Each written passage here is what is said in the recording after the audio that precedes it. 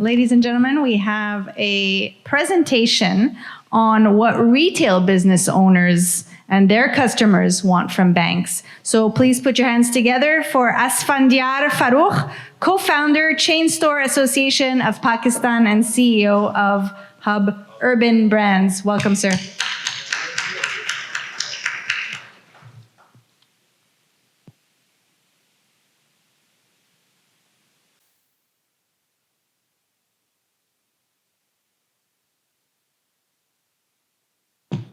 Assalamu alaikum and good evening. And thank you, Farhan Niaz. I think that was a very energetic talk. It sort of helped the energy come up a bit. I'll try not to bring it back down, keep things a bit simple and not too long as well. And I think what he referred to in terms of the customer, and I think that's why I think it's also good that what I want to talk about is the demand side of banking services and products. And one of the sectors that is obviously involved in availing banking services is the retail sector in Pakistan. And just to give you a short introduction of about myself, so in my day job, I manage Urban Brands, which is about a 22-year-old Pakistani multi-channel retail business that owns and operates 3 diverse retail brands with a presence in major cities and as well nationwide through e-commerce. I'm also a founding member of the Chainstore Association of Pakistan, which is the official trade body for the organized retail sector in Pakistan. And it's a fast-growing community of 200 of the most prominent brands, retail brands in Pakistan. And there are different various sizes. It's not just about the biggest brand. We have SMEs, we have large enterprises. We have, in this community, we have businesses that have a turnover of a few hundred million rupees to tens of billions of rupees. So it's quite a variety of businesses and diverse group that we have. And interestingly, on the whole, the organized retail trade now contributes approximately 3% of the GDP of Pakistan. So what the purpose of my talk today, as I was talking about, was to attempt to give you a first-hand perspective on behalf of this sort of segment of the economy, and also from my personal experiences as well as a retail business owner, especially from a sort of banking and payments perspective. But before I sort of get into, and I want to talk about the retail sector as well a bit, but I want to sort of ask you all have any of you experienced something like this recently or at all? Please raise your hand if you have. Right? Surcharges or some kind of cash-only situation. So interestingly, this is definitely prevalent. It's common, but when you look at the organized retail trade in Pakistan, this is less common. From the customers, there's quite a reasonable amount of digital payments being received and accepted from the consumer. But when we go to the sort of the end-to-end and the value chain, when you go upstream, that's where sort of we see that there's actually some work to be done. Although but in the sort of micro and small retailers, you'll see this more often. And that's definitely an important area where we need to crack, I think, as stakeholders of this entire economy. So, but before I sort of delve into this space, I want to sort of take a step back and talk about sort of retail in Pakistan, because this is a sector that's sort of, there are a lot of sort of perceptions about where retail is in Pakistan, what it looks like, and it's mostly very, very small. So I wanted to sort of just give you a brief about the landscape at the moment. So here we have, it's basically divided into, and I think this is a global phenomenon. There's unorganized retail, and then there's organized retail. So on the left, you'll see the unorganized, and on the right, you'll see the organized. I mean, this is just a picture to sort of show you what kind of, so you'll have in the unorganized space, you'll have smaller stores, single stores, mom and pop, traditional stores, Kiryana stores, as a lot of people call them, selling a variety of goods, normally a lot of fast-moving goods, consumables, edible items, and so on. When you go into the organized sector, you'll see larger format stores, or you'll see retail chains, right? Which I think, as you know, globally, that's also the phenomena. But when you look at this overall size of retail in Pakistan, it's about $12.7 trillion. Sorry, dollars is rupees.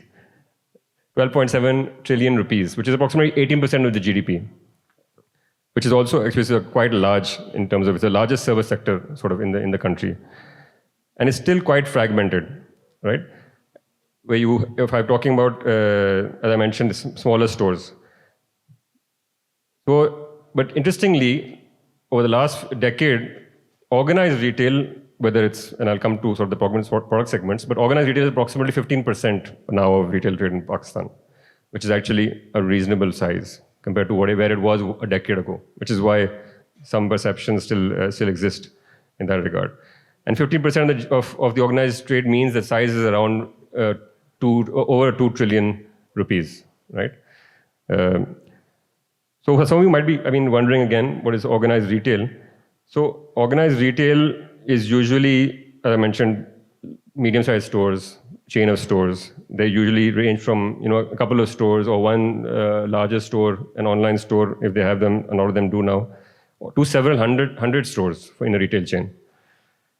And in the case of large format, big box retailers, there are tens of thousands of square feet in one store. You'll see them in the bigger malls, you'll see them in hypermarkets, department stores, and big fashion brands as well now in Pakistan. So and they're mostly in the urban and semi-urban areas, and either on the high streets or in large shopping malls. Now, now this applies both in the unorganized and organized space, but you'll have product segments which are most prevalent in Pakistan are apparel, clothing, footwear, retailers of beauty products, electronics, household goods, hypermarkets, supermarkets, and departmental stores, as well as pharmacies, bookstores, jewelers, bakeries, and the like. So, you will see many more of these sort of products being sold in organized stores, but unorganized as well. And interestingly, as I think all could have made out, that the organized retailers are operating in the formal space. So they're documented, they're digitalized, and they are also have sort of card machines, POS machines, and are using banking services quite widely. And I think in a way you could consider them to be the early adopters and the power users within the sort of retail space, especially considering the depth and breadth of their operations. And as I was talking about in terms of where Pakistan is in comparison to in the Asia-Pacific region, in terms of organized retail. So organized retail, as I mentioned, was around 15%. In India, it's around 19%, 19-20%. In Indonesia, it's 24%. Vietnam is around 20%. So we're not so far behind now when we look at in comparison to other peer economies. And here you can see that where we are. We're in the space where we are fast modernizers. Not a very mature market, but quickly digitalizing, whether it's payments or the entire end-to-end business.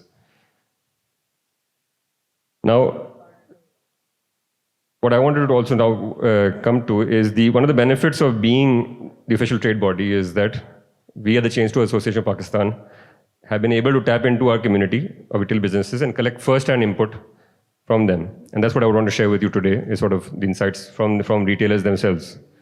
And specifically here, organized retailers. Of course, as we mentioned, the smaller and the 4 million odd retail shops in Pakistan, they are the real, when you look at the biggest part of the 85% of the retail trade, but 15% are the organized retailers which are growing fast. And actually, interestingly, growing 20% CAGR approximately, for the last few years.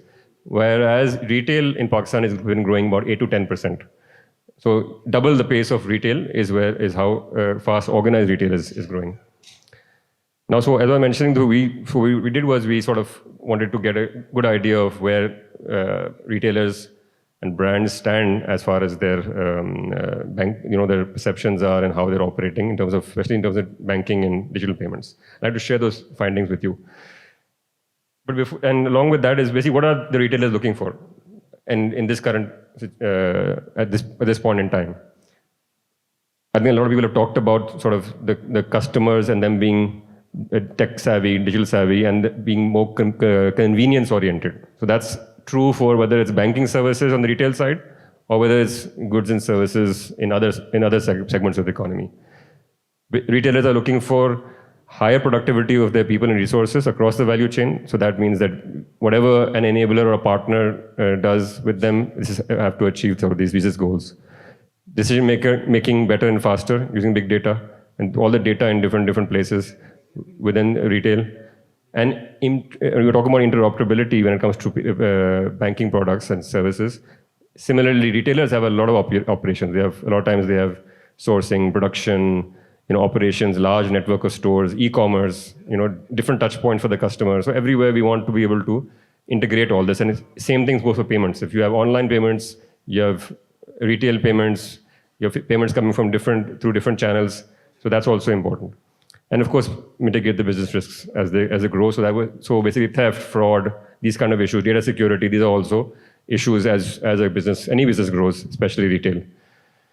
So now jumping to sort of the insights we've been able to get, and I wanted to start with the customer side, because we were talking about retailers and their customers. So customers, if you can see here that in the organized segment, 3 out of 4 organized retailers have 2 or more POS machines, or specifically card machines, per till.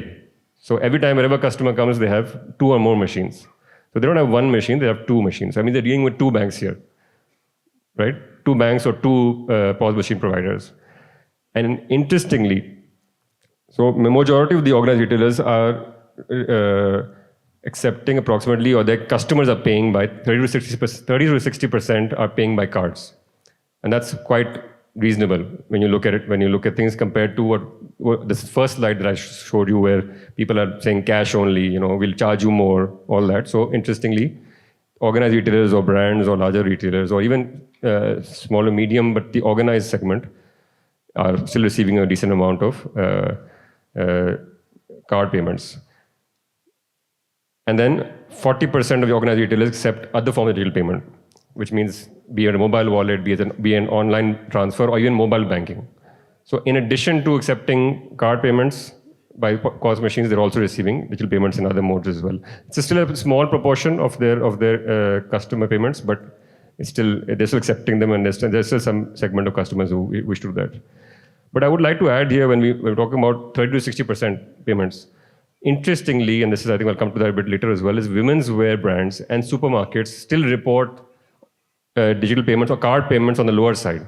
So 20 to 30% are card payments. And there's a reason for that. One of the reasons is that less females have cards, and I think it was being talked about earlier as well. As a reality, we've seen it. Less females have cards in Pakistan, are not issued cards. So, and a lot of them are carrying cash or given budgeted cash. I'll move quickly. So but at the same time, a lot of customers are paying in cash, and that's because they don't have access to cards, especially women. They don't want their spending to be recorded, and they're afraid of fraud or errors. And why do retailers prefer cash payment? This is an important point. We were talking about taxation earlier. That's a reality. I mean, if you still have 20-30% of your customers who are coming to pay you in digital payments, a lot of retailers still prefer to receive cash payments because they have to make expenses and purchase and their payments in cash down the line. And they don't want to wait for funds also to be received. 1 to 2 days it takes normally. This is an important, I just want to talk about this a bit. So as I was talking about earlier, on the left side, you see the sales coming in through card machines. You'll see cash coming in, and you'll see no checks. So a lot of digitalization in terms of payments is happening on the sales front. But when you go down, their payouts are mainly by check. And what is the reason for that? And digital payments are relatively very low, and cash is also there. Why do retailers prefer check payments? They give them more controls from their perception, from a retailer's perception. They give them more control because they have signatures and other controls in place. But also post-dated checks are a big sort of use for retailers. It's like a promissory note. It's like a guaranteed deferred payment. We don't have, I don't think, a digital solution for this at the moment. But this is a reality for a lot of businesses in Pakistan. And secondly, a lack of trust in digital payments being processed accurately and having issues there. So we talked about cash, tax issues. Online banking usage is increasing, but it's not at the level where it needs to be. And what was talked about earlier, when I think Dr. Ishis talked about this, was financing. Now, retailers are mostly out of the financing space, especially when it comes to collateralized financing or secured financing. This is a big opportunity, and where we are seeing a lot of informal lenders in the space, and of course, a lot of people are using their own equity. These are the top banking products and services being used by retailers. The POS machine, as I mentioned, internet payment gateway, IBFT, RTS transfers, corporate credit cards, international remittances, and auto financing. So I wanted to share this with all of you and those who are left. Achha, then we're always winners in this space. So based on the feedback we've gotten, these are top 4 banks that retailers are working with. This could give you a clue as to which ones are actually working hard in this space. I'm sure other banks are doing well in other spaces as well. But interestingly, these are the 4 banks that are doing very well here. And there's no real issue in terms of conventional Islamic, which is what we talked about earlier in one of the panels. That's not an issue either. So I won't get into this too much, but simply speaking, there are many opportunities when it comes to non-card payments, because there are a lot more accounts, mobile accounts, and so on. Taxation is an issue, especially on the MDR side, and the rate is an issue. And integration is needed. Posted checks, as I talked about. Collateralized lending against stock and finished goods is a need from the banks. Online banking needs to be better. And branches don't promote banks' digital offerings a lot of the time. And generally, there should be digital submission of documents and simplification of procedures. So thanks a lot. My time is up. Thank you very much.